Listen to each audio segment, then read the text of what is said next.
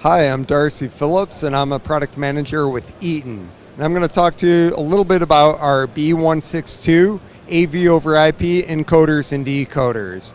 So what we're having on display right here is a source device, this Blu-ray, with an HDMI output going into this AVOverIP encoder. So this is taking the AV signaling, transmitting it into IP signaling going into a switch.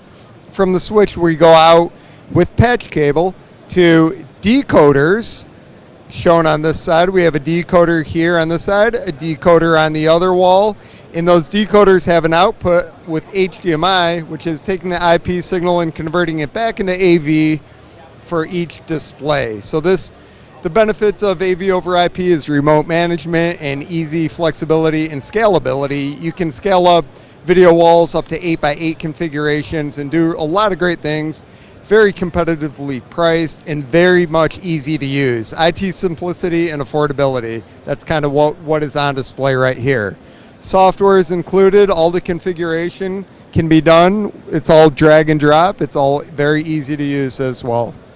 So that's our AVOverIP solution for Tripp Lite by Eaton.